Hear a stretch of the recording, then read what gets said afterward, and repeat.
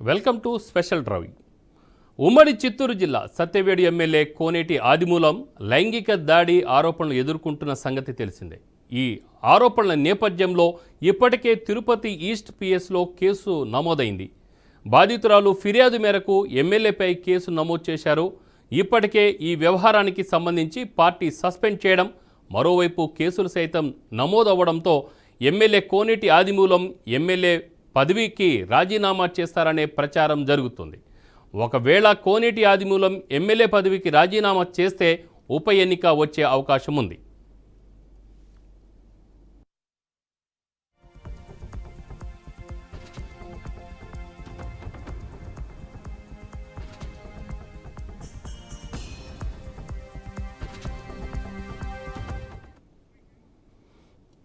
తిరుపతి జిల్లా సత్యవేడు అసెంబ్లీ నియోజకవర్గానికి త్వరలో ఉప ఎన్నిక జరగబోతుందా?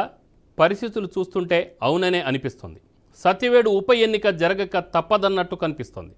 ఊహించని విధంగా సత్యవేడుకు ఉప ఎన్నిక ముంచుకొచ్చింది. సత్యవేడు ప్రస్తుత ఎమ్మెల్యే కోనేటి ఆదిమూలం టీడీపీ మహిళా కార్యకర్తను లైంగికంగా వేధించిన కేసులో ఇరుక్కున్నారు. తిరుపతి ఈస్ట్ పోలీస్ స్టేషన్లో ఆదిమూలం మీద అత్యాచారం కేసు నమోదైంది.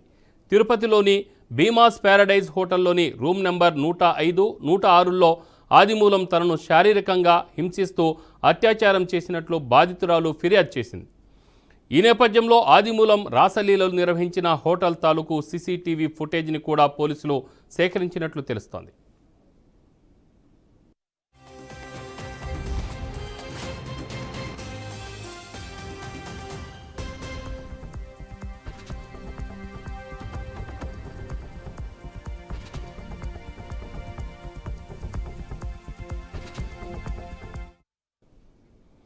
కోనేటి ఆదిమూలం 1977లో కాంగ్రెస్ పార్టీ ద్వారా రాజకీయాల్లోకి వచ్చాడు.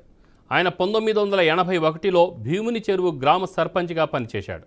కోనేటి ఆదిమూలం 1988లో నారాయణవనం మండలం వైస్ ఎంపీపీగా, 1995లో ఎంపీటీసీగా పనిచేసి కాంగ్రెస్ పార్టీకి రాజీనామా చేసి 2001లో టీడీపీలో చేరి జెడ్పీటీసీగా ఎన్నికయ్యారు. కోనేటి ఆదిమూలం టీడీపీకి రాజీనామా చేసి వైఎస్ఆర్ కాంగ్రెస్ పార్టీలో చేరాడు. ఆయన సత్యవేడు నియోజకవర్గం నుంచి వైసీపీ అభ్యర్థిగా పోటీ చేసి ఓడిపోయాడు. ఆయన 2019లో జరిగిన అసెంబ్లీ ఎన్నికల్లో సత్యవేడు నియోజకవర్గం నుండి తొలిసారి గెలిచి ఎమ్మెల్యేగా అసెంబ్లీకి ఎన్నికయ్యాడు.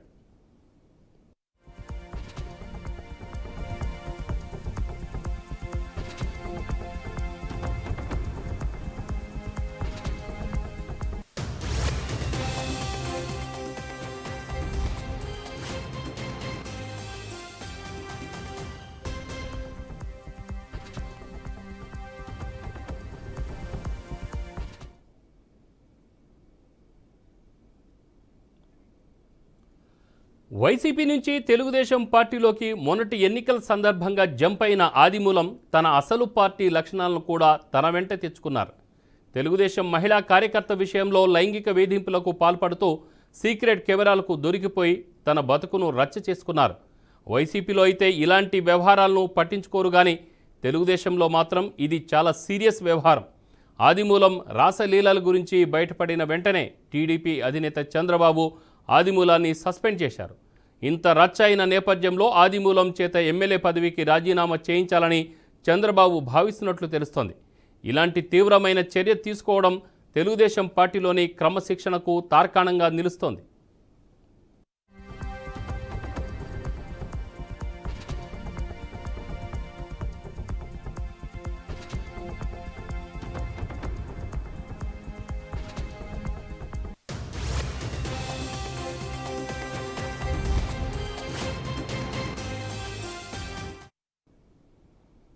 ఎమ్మెల్యే పదవికి ఆదిమూలం రాజీనామా చేశాక ఆ స్థానానికి ఉప ఎన్నిక అనివార్యం. ఎమ్మెల్యే పదవికి రాజీనామా చేసిన తర్వాత ఆదిమూలాన్ని పార్టీ నుంచి బహిష్కరించే అవకాశం ఉంది. మరి ఆదిమూలం మళ్లీ తన సొంత గూటికి వెళ్లి పోటీ చేసినా గెలిచే అవకాశాలు ఎంతమాత్రం లేవు. ఆదిమూలం సంగతి అలా ఉంచితే ఉప ఎన్నికలో సత్యవేడు నియోజకవర్గం నుంచి తెలుగుదేశం పార్టీ అభ్యర్థిగా పోటీ చేసేది ఎవరన్న ప్రశ్న అప్పుడే మొదలైంది.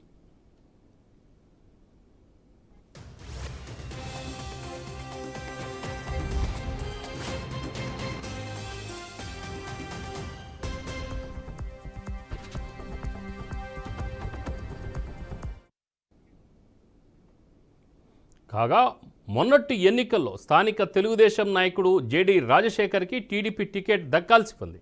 అయితే వైసీపీ నుంచి టీడీపీలోకి ఆదిమూలం మారడం వలన టికెట్ ఆదిమూలానికే ఇవ్వాల్సి వచ్చింది. దాంతో జేడీ రాజశేఖర్ నిరాశకు గురయ్యారు. అయితే క్రమశిక్షణ గల కార్యకర్తగా పార్టీ నిర్ణయానికి కట్టుబడి ఆదిమూలం గెలుపునకు తన వంతు కృషి చేశారు. ఇప్పుడు ఉప ఎన్నిక వస్తే జేడీ రాజశేఖర్కే టికెట్ దక్కే అవకాశం ఉందని తెలుస్తోంది. ఇక వైసీపీ వ్యూహం ఎలా ఉండబోతుందో చూడాలి. ఆదిమూలానికి క్లీన్ చిట్ ఇచ్చి ఆయన్నే సత్యవేడు నుంచి పోటీ చేయిస్తారా, లేక కొత్త అభ్యర్థిని ఎవరినైనా ఎంపిక చేస్తారా అనేది చూడాలి. మొన్నటి ఎన్నికలలో దారుణంగా ఓడిపోయిన వైసీపీ సత్యవేడుకు కనుక ఉప ఎన్నిక వస్తే ఈ స్థానాన్ని సొంతం చేసుకొని తన మీద ఉన్న 11 ముద్రను చెరుపుకోవడానికి తీవ్రంగా కృషి చేసే అవకాశం ఉంది.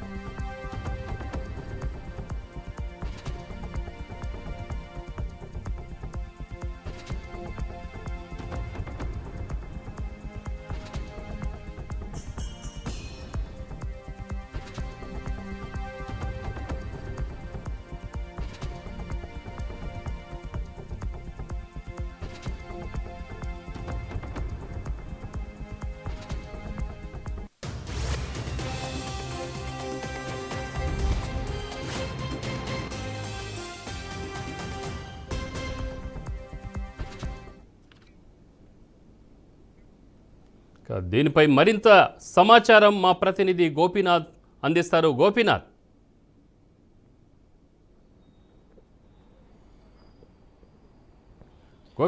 పరిస్థితి ఎలా ఉండబోతుంది? జిల్లా సత్యవేడు నియోజకవర్గంలో గత వారం రోజుల నుంచి జరుగుతున్నటువంటి ఏదైతే ఖచ్చితంగా రామారావు మొత్తం మీద తిరుపతి జిల్లా సత్యవేడు నియోజకవర్గంలో గత వారం రోజుల నుంచి కూడా జరుగుతున్నటువంటి ఇష్యూస్కి సంబంధించి మనం పరిశీలన చేస్తే ఎమ్మెల్యే ఆదిమూలకు సంబంధించి రాసలీలకు సంబంధించి ప్రధానంగా ఇప్పటికే కూడా తెలుగుదేశం పార్టీలో పెద్ద ఎత్తున చర్చ నడుస్తుంది.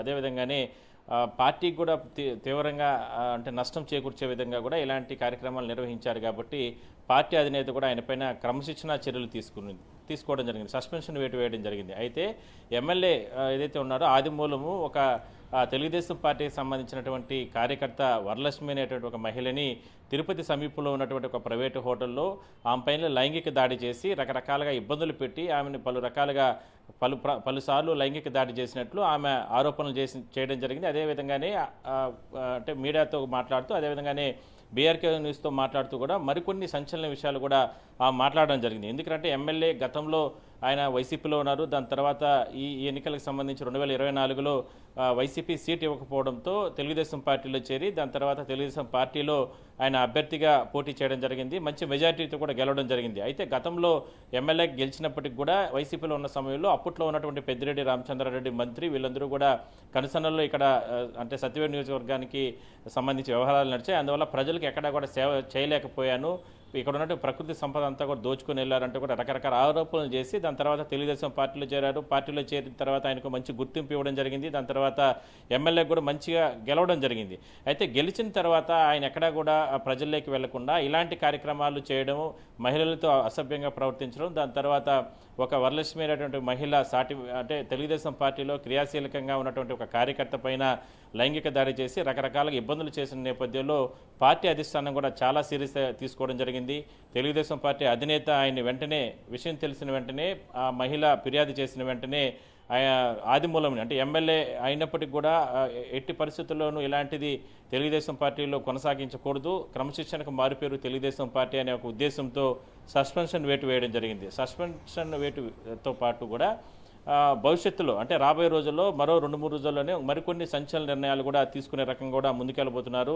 సస్పెన్షన్ అయిన తర్వాత పోలీసులకు కూడా ప్రభుత్వం స్పష్టమైన ఆదేశాలు ఇవ్వడం జరిగింది. ఎందుకంటే తిరుపతిలో ఈ ఘటన జరిగింది కాబట్టి, సత్యవేడులో ఇప్పటికే ఈ ఘటన జరిగింది కాబట్టి రాష్ట్ర వ్యాప్తంగా ఇది ఒక రకంగా తెలుగుదేశం పార్టీకి ఎప్పుడూ లేనటువంటి వివాదాన్ని తీసుకొచ్చింది. కాబట్టి ఎక్కడ కూడా మరో మహిళకి ఇలాంటి అఘాయిత్యం జరగకుండా ఉండేందుకు పూర్తి స్థాయిలో కూడా ఎంక్వైరీ చేయాలి అనేటటువంటి ఆదేశాలు కూడా ఇవ్వడం జరిగింది. అందువల్లనే వరలక్ష్మి మొన్న 2 రోజుల క్రితం కూడా తిరుపతికి వచ్చి ఈస్ట్ పోలీస్ స్టేషన్లో ఫిర్యాదు ఇవ్వడం జరిగింది. ఆమె దగ్గర ఉన్నటువంటి ఆధారాలన్నీ కూడా పోలీసులకు సబ్మిట్ చేసి ఫిర్యాదులు ఇచ్చి నేరుగా వెళ్ళడం జరిగింది.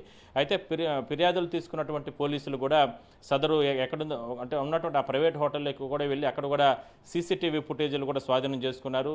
దాని తర్వాత సీసీటీవీ ఫుటేజీలు ఎమ్మెల్యేతో పాటు ఎవరెవరు ఉన్నారు ఏంటి, గతంలో ఎవరైనా సరే ఇలాంటి, ఎందుకంటే బాధిత మహిళ గతంలో కూడా ఇలాంటి కొంతమంది మహిళల్ని ఇక్కడికి తీసుకుని వచ్చి రకంగా ఇబ్బందులు పెట్టాడు, లైంగిక దాడి చేశారంటూ కూడా ఆమె ఆరోపణలు చేయడం జరిగింది. కాబట్టి ఇంకెవరైనా సరే గతంలో కూడా ఇలాంటి బాధితులు ఎవరైనా ఉన్నారా అనే కోణంలో కూడా పోలీసులు దర్యాప్తు చేస్తున్నారు.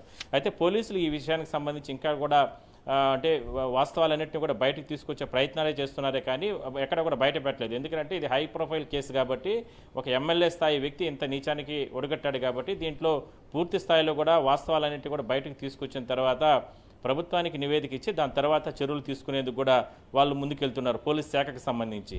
అయితే ఇందులో ఒకవైపు అంటే చట్టం తన పని తాటు చేసుకొని పోతుంటే ప్రభుత్వం కూడా అదే రకంగా ముందడుగు వేస్తుంది. ఆయన అంటే ఒత్తిడి తీసుకొస్తున్నారు, ఎమ్మెల్యేని వెంటనే రాజీనామా చేయించాలి, రాజీనామా చేసిన తర్వాత అతన్ని పక్కన పెట్టాలనే ఉద్దేశంతో ముందుకెళ్తున్నట్టు తెలుస్తూ ఉంది. అయితే ఒకవేళ రాజీనామా చేస్తే 6 నెలల లోపల ఎలక్షన్స్ రావాల్సిన అవసరం ఉంటుంది కాబట్టి, ఉప ఎన్నికలు జరుగుతాయి కాబట్టి ఇప్పుడు ఖచ్చితంగా, ఎందుకంటే ఇంత వివాదం జరిగిన తర్వాత ఈ స్థాయిలో ఉన్న తర్వాత, ఎందుకంటే ఇప్పుడు రాజీనామా చేయకపోతే ఒకవేళ వేరే పార్టీకి వెళ్ళాలన్నా లేదంటే ఇట్లానే కొనసాగాలన్నా ఇప్పుడున్నటువంటి ఆదిమూలం ఎమ్మెల్యే ప్రజల్లోకి తిరగలేడు. ఎందుకంటే ఖచ్చితంగా ఇంత నీచానికి పాల్పడిన తర్వాత ప్రజలు కూడా దీన్ని యాక్సెప్ట్ చేయరు. ఖచ్చితంగా ఎక్కడ జరిగినా ఇప్పటికే సత్యవేడు నియోజకవర్గంలో ఏ ప్రాంతంలో చూసినా కూడా మహిళలు పెద్ద ఎత్తున నిరసన వ్యక్తం చేస్తున్నారు. వెంటనే ఆయన ఎమ్మెల్యే పదవికి రాజీనామా చేయాలని చెప్పి గత 2-3 రోజుల నుంచి కూడా ర్యాలీలు నిర్వహిస్తున్నారు, ధర్నాలు నిర్వహిస్తున్నారు, స్వచ్ఛందంగా రోడ్లపైకి వచ్చి ఆందోళన వ్యక్తం చేస్తున్నారు. 72 సంవత్సరాలు ఉన్నటువంటి ఒక తండ్రి స్థానంలో మనవరాలు ఉన్నటువంటి వ్యక్తి ఇంత దారుణంగా ఒక మహిళపైన ఇంత దారుణంగా నీచానికి ఒడగొడతారా అంటూ కూడా వాళ్ళు పెద్ద ఎత్తున ఆందోళన చేస్తూ కూడా నిరసనలు వ్యక్తం చేస్తుండడంతో ఇది పెద్ద సమస్యగా మారింది. అందువల్లనే తెలుగుదేశం పార్టీ అధినేత ముఖ్యమంత్రి చంద్రబాబు కూడా కఠిన చర్యలు తీసుకునే విధంగా కూడా వెంటనే నువ్వు రాజీనామా చేయనటువంటి సందేశాలు ఆ కుటుంబ సభ్యులకి అదేవిధంగా ఎమ్మెల్యేలకు కూడా ఇవ్వడం జరిగింది. ఎన్ని కుప్పిగంతులు వేసినా, ఎన్ని రకాలుగా అంటే దీన్ని మాయ చేయాలని చెప్పి వాళ్ళ కుటుంబ సభ్యులు, వాళ్ళ కొడుకు కానీ లేదంటే వాళ్ళ కుటుంబ సభ్యులు అల్లుడు కానీ వీళ్ళందరూ కూడా గత 2-3 రోజుల నుంచి కూడా మీడియాతో మాట్లాడుతూ వస్తున్నారు. వరలక్ష్మైనటువంటి మహిళ ఏదైతే బాధితులు ఉన్నారో వాళ్ళు ప్రత్యర్థులతో చేతులు కలిపి రకరకాలుగా ఇబ్బందులు పెట్టారు. ఇది అందులో భాగంగానే తన తండ్రిని టార్గెట్ చేశారంటూ కూడా వాళ్ళు కూడా మాట్లాడడం జరిగింది. ఇవన్నీ కూడా చట్ట ప్రకారం ముందుకు వెళ్ళే అవకాశాలు ఉండవు కాబట్టి ఖచ్చితంగా వాస్తవాలన్నింటినీ కూడా పరిగణలోకి తీసుకొని ముందుకెళ్లే అవకాశం అయితే ఉంది. అయితే ఈ ఉప ఎన్నికలకు సంబంధించి ఒకవేళ రాజీనామా చేస్తే మరో 6 నెలల లోపల సత్యవేడికి సంబంధించి ఉప ఎన్నికలు జరిగే అవకాశాలు ఎక్కువగా ఉంటాయి. మరి ఎవరెవరు అంటే ఇప్పటికే అంటే వైసీపీలో ఉన్నటువంటి వ్యక్తి కాబట్టి ఈయన ఆ వైసీపీ నుంచి వచ్చినటువంటి వ్యక్తే తెలుగుదేశం పార్టీలో చేరాడు కాబట్టి ఆ మూలాలు ఈయనకి అంటుకొని వచ్చాయి. ఎందుకంటే గతంలో మనం చూసాం వైసీపీలో ఎంతోమంది ఎమ్మెల్యేలు ఎమ్మెల్సీలు ఈ రకంగా కొన్ని ఇలాంటి లైంగిక ఆరోపణలు రకరకాల ఇష్యూస్లో వాళ్ళు తనములకనే ఉన్నారు కాబట్టి అలాంటి వ్యక్తి ఈయన కూడా అంటూ కూడా ఇప్పటికీ కూడా అంటే ఆయన చేదరించుకుంటున్న పరిస్థితి మనం చూస్తూ ఉన్నాం. అయితే అందువల్లనే పార్టీ ఒకవేళ నిర్ణయం తీసుకుని ఇతన్ని పక్కన పెట్టి సస్పెన్షన్ వేసింది కాబట్టి రాజీనామా చేస్తే తెలుగుదేశం పార్టీలో క్రియాశీలకంగా ఉన్నటువంటి కీలకంగా ఉన్నటువంటి ప్రస్తుతానికి జేడీ రాజశేఖర్, ఎందుకంటే ఆయన 2019లో ఆయన సత్యవేడు నియోజకవర్గంలో నిలబడడం జరిగింది. అప్పుడున్న పరిస్థితుల కారణంగా ఓడిపోవడం జరిగింది. అయితే 2024లో కూడా ఎన్నో రకాలుగా ఆయన ప్రయత్నాలు చేశారు. కానీ తెలుగుదేశం అంటే కూటమి అప్పుడు పరిస్థితుల కారణంగా ఇతను వైసీపీ నుంచి తెలుగుదేశంలోకి రావడం, అప్పుడున్న పరిస్థితుల కారణంగా ఇతనికి ఎమ్మెల్యే అంటే ఇప్పుడు ప్రస్తుతం ఎమ్మెల్యేగా ఉన్నటువంటి ఆదిమూలంకి టికెట్ కేటాయించడం జరిగింది. అయితే జేడీ రాజశేఖర్ ప్రస్తుతానికి చురుగ్గా వ్యవహరిస్తున్నాడు తెలుగుదేశం పార్టీలో.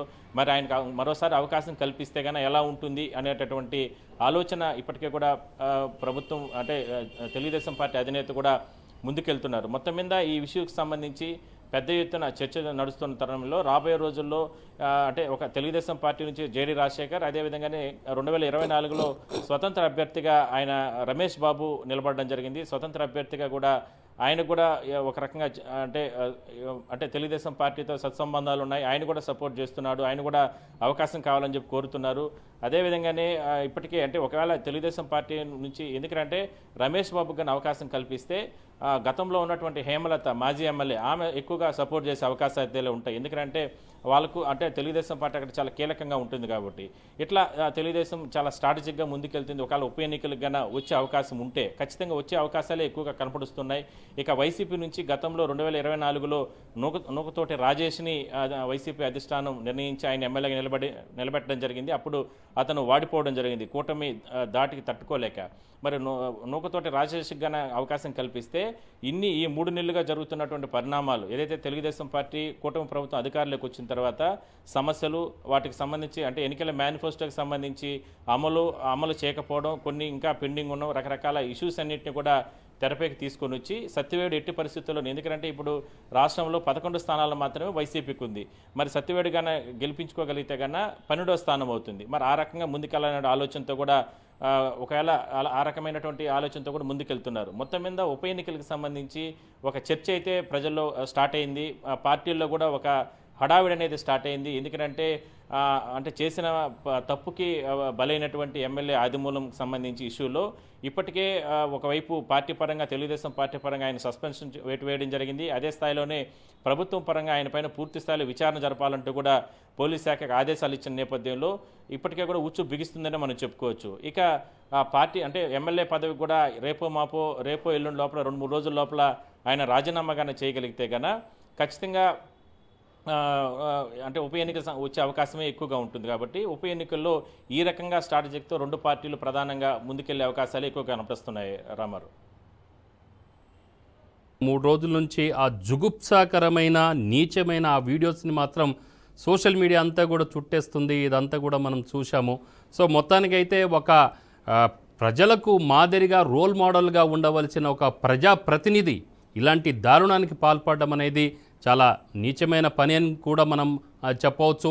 అలాగనే మహిళా నేతలు నిజంగా చెప్పాలంటే ఇలాంటి సంగతులు అక్కడ జరుగుతున్నప్పుడు వాళ్ళ ఇళ్లల్లో మహిళలు కూడా బయటకు వచ్చి ఒక కార్యకర్తగా పనిచేయలేని పరిస్థితి సిగ్గుచేటుగా అనిపిస్తుంది ఒక విధంగా. ఈ విధంగా ఆలోచించినప్పుడు అంటే ఈవెన్ సోషల్ మీడియాలో కూడా ఇలాంటి టాక్స్ అనేది మరి స్క్రోల్ అవుతూ ఉన్నది. సో దీన్ని బట్టి చూస్తుంటే గతంలో ఆయన వైసీపీలో అంటే వైసీపీ నుంచి ఆయన అంటించుకొని వచ్చాడని చెప్పేసి అంటున్నారు కదా. గతంలో వైసీపీలో దాదాపు 10 years ఉన్నారు. ఈ 10 yearsలో ఆయన ఎటువంటి ఇలాంటి ఏమైనా అసభ్యకరమైన జుగుప్సాకరమైన చర్యలు ఎక్కడైనా అలాంటి వాటికి పాల్పడినట్లు ఎప్పుడైనా ఆరోపణలు ఉన్నాయి ఆయన మీద?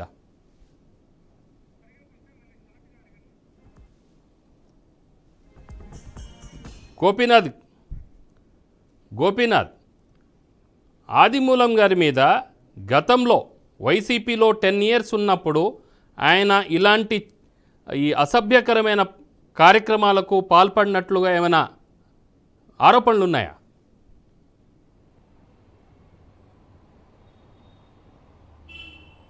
అంటే గతంలో వైసీపీలో ఆయన 10 సంవత్సరాలు అంటే 2 పర్యాయాలు ఆయన ఎమ్మెల్యేగా కొనసాగారు కంటిన్యూగా. కానీ ఇలాంటి ఆరోపణలు అయితే గతంలో లేదు. కానీ అయితే ప్రస్తుతం బాధితురాలు ఏదైతే ఉన్నారో ఆమె వరలక్ష్మి, ఆమె తెలుగుదేశం పార్టీలో క్రియాశీలకమైనటువంటి కార్యకర్త.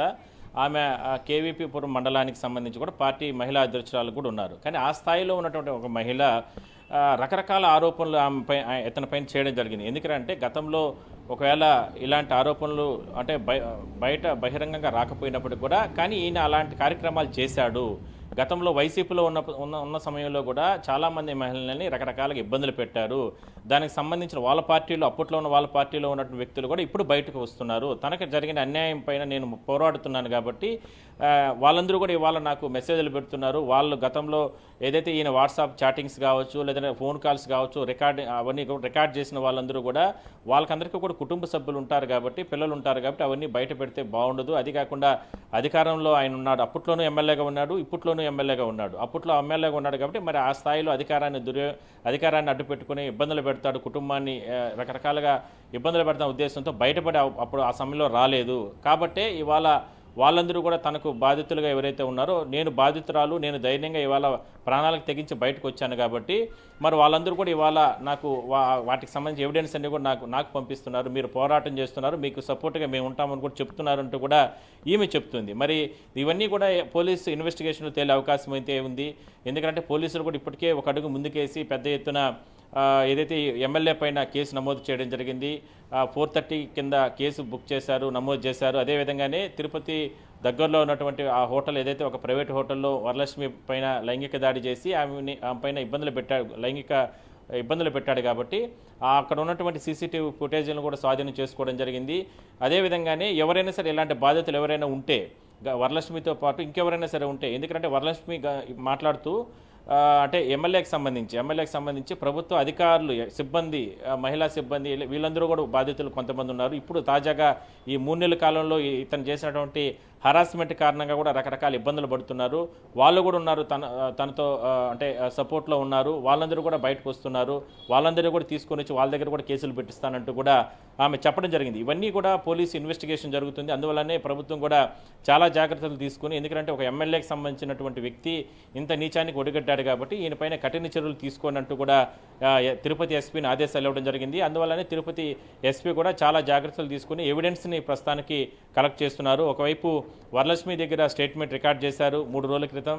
అదే స్థాయిలోనే ఎఫ్ఐఆర్ నమోదు చేసిన తర్వాత ఆమె దగ్గర నుంచి వాంగ్మూలం తీసుకున్న తర్వాత ఇంకెవరెవరు అంటే నీ దగ్గర అంటే వరలక్ష్మి దగ్గర కొన్ని వీడియోస్ మాత్రమే మీడియాకి ఇచ్చింది కాబట్టి ఇంకా ఎన్ని వీడియోస్ ఉన్నాయి, గతంలో ఇతను ఎవరెవరితో ఈ రకమైనటువంటి వ్యవహారాలు నడిపించారు, దానికి సంబంధించినటువంటి ఎందుకంటే ఆల్రెడీ వరలక్ష్మి దీనిపైన చెప్పింది కాబట్టి, ఎందుకంటే తన వద్ద ఇంకా మరికొంతమంది మహిళలకు సంబంధించినటువంటి ఎవిడెన్స్ కూడా ఉన్నాయని చెప్పింది కాబట్టి అవన్నీ కూడా కలెక్ట్ చేసుకుంటున్నారు. మొత్తం మీద ఇందులో ఎక్కడా కూడా రాజీ అవడం లేదు ప్రభుత్వం కానీ పోలీసులు కానీ. ఖచ్చితంగా చట్టం తాను చేసుకుపోతుంది అని చెప్పి ఇప్పటికప్పుడు ప్రభుత్వం చెప్తుందో అదే స్థాయిలోనే సామాన్యుడికైనా ఒకటే, అది ఎమ్మెల్యే స్థాయికి ఉన్న వ్యక్తి అయినా ఒకటే, లేదంటే ఇంకా ఆ పై స్థాయిలో ఉన్న వారైనా తెలుగుదేశం ప్రభుత్వంలో, కూటమి ప్రభుత్వంలో చట్టం చాలా కఠినంగా ఉంటుందనే ఒక ఉద్దేశం, ముఖ్యంగా మహిళలకి రక్షణ కల్పించే విధంగా కూడా చాలా సీరియస్గా ఉంటానంటూ కూడా చంద్రబాబు గతంలో ఎన్నోసార్లు చెప్పారు. అదే రకమైనటువంటి నిర్ణయాలు ఆయన ఉంటాయి కాబట్టి ఆ రకంగానే ముందుకెళ్తున్నారు. మొత్తం మీద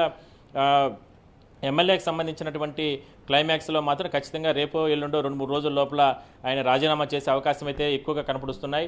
రాజీనామా చేయకపోతే మాత్రం ఖచ్చితంగా ప్రభుత్వం అంటే తెలుగుదేశం పార్టీ అధినేత చంద్రబాబు కూడా ఆయన పైన తీవ్రమైన ఒత్తిడి తెచ్చే అవకాశం అయితే ఉంటుంది. ఇంకా ఆయనకు ఆప్షన్ కూడా లేదు. ఎందుకంటే ఇలాంటి సందర్భాల్లో ఒకవేళ రాజీనామా చేయకపోతే బయట అంటే ఇంకొక పార్టీ అంటే ప్రతిపక్షంలో ఉన్న పార్టీ అందులో దాటిపోయే అవకాశం అయితే ఉంటుంది. అంటే ఆ పార్టీలు గెలిపే అవకాశం ఉంటుంది కాబట్టి ఆ రకమైనటువంటి వైసీపీలో కూడా ఇతను ఎక్కడ కూడా తీసుకోరు. అందువల్లనే ఖచ్చితంగా రాజీనామా చేసే అవకాశాలు ఎక్కువ ఉన్నాయి. మరో 2-3 నెలలు 6 నెలల లోపల మాత్రం ఖచ్చితంగా ఉప ఎన్నికలు కూడా వచ్చే అవకాశం ఉన్నాయి. అందువల్లనే ఆ పార్టీలు 2-3 పార్టీలు కూడా పెద్ద ఎత్తున అభ్యర్థులు ఎవరెవరు పెట్టుకోవాలనే దానిపైన మాత్రం సిద్ధమవుతున్నారని మనం చెప్పుకోవచ్చు. Ramarao, thank you Gopinath.